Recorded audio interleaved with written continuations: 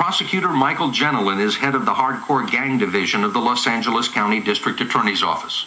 Don't get the idea that they are some kind of crazy fanatics. You shouldn't believe that, because they're not. They know exactly how far they can go and what's going to happen to them. You seem to be saying that they'd be more concerned about not performing the contract, which was expected of them, yes, than they would be about the consequences from doing it. Yes, that's exactly what I'm saying.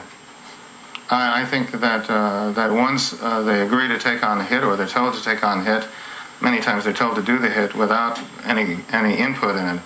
That's what they do. I mean, they go ahead and do it. Even if there are witnesses, and even if the witnesses are cops. While in custody in the L.A. County Jail, MA member Salvador Buenrostro, who had fallen out of favor with his colleagues, was attacked and stabbed by Mexican Mafia members Topo Peters and Rene Enriquez. Probation officer Georgie O'Connor was only 4 feet away when the attack occurred, in an attorney visiting room. She was one of a room full of witnesses who saw Peters and Enriquez unhandcuff themselves and stab Buenrostro 25 times. Peters and Enriquez didn't care that there was witnesses. They didn't care that there was 15 or more sheriffs now surrounding them. They continued to stab Buenrostros.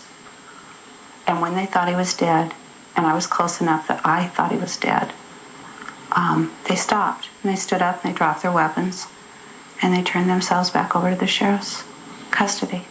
How did they get knives, and how did they get keys to the handcuffs?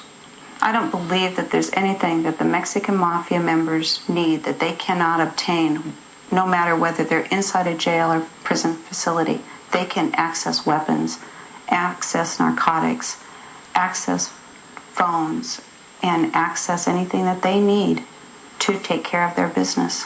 What did this episode tell you about the Mexican Mafia? They don't foresee that there are any consequences to their actions that the justice system can give them. Because? They're already in prison. But there are consequences for those who testify against La Ame. In the El Monte case, 2 witnesses were killed before the trial. And since O'Connor testified about the jail stabbing incident at the federal racketeering trial, she says she's been intimidated numerous times, followed home from work, watched by strangers parked outside of her house. O'Connor lost her badge because she's too terrified to go to work, and she's been diagnosed with post-traumatic stress disorder. Why did you testify? I testified because it was a morally right thing to do. And I've come forward to talk to you, Mr. Croft, because I want to speak on behalf of the witnesses that ultimately become victims. We need to establish something that encourages them and helps them to get through this, so that they'll stand up for what's morally right. The bottom line is, it's good against evil, and if we don't stand up against the MA, the evil wins. The ability of the Mexican Mafia to intimidate extends far beyond the barrios and the prison system. In fact, it reached all the way into the Hollywood film community after the release of a movie called American Me. The film, directed by and starring actor Edward James Olmos, told the story of La Ame and its murderous ways. It got little attention at the box office, but attracted a lot of attention from the Mexican Mafia. I take it the Mexican Mafia did not like the movie. No, they sure didn't. Tony Casas, a retired assistant prison warden, worked with Olmos on the film. He says La Ame was extremely upset by a scene in which one of the gang's founders was raped in juvenile hall. The incident never happened, and the gang considers homosexuality of any kind an affront to its machismo.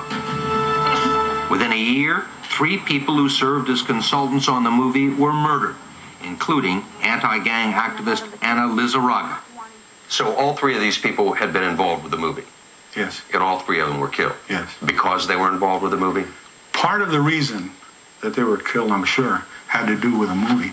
You believe that there's some connection? Oh, I believe it, yes. Casas, who attended the first screening, says he told Edward James Olmos that the rape scene could cause a problem.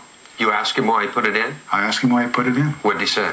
He said he just wanted to, he said it was a philosophical thing, I think he said, to try and make it more scary for the youngsters. You know, here's what can happen to you. You know, you can get raped. Do you think he had any idea that it was going to cause problems? I don't think so. I don't think he had the slightest idea that that would cause problems. He made a mistake. He made a mistake. In the aftermath of American Me, Olmos was called to testify before a federal grand jury.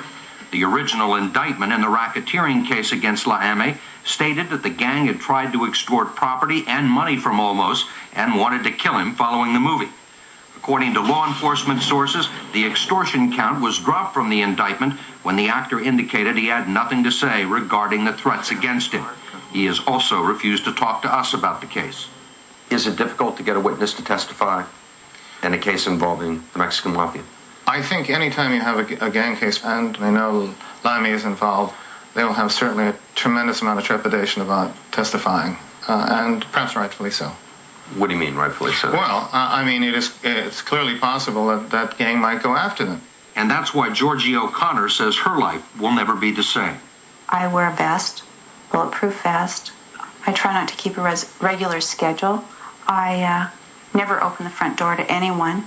An expert in the MA told me, don't ever assume once you've testified that there is no contract out against you. You have to assume always, in order to protect your life, that there is.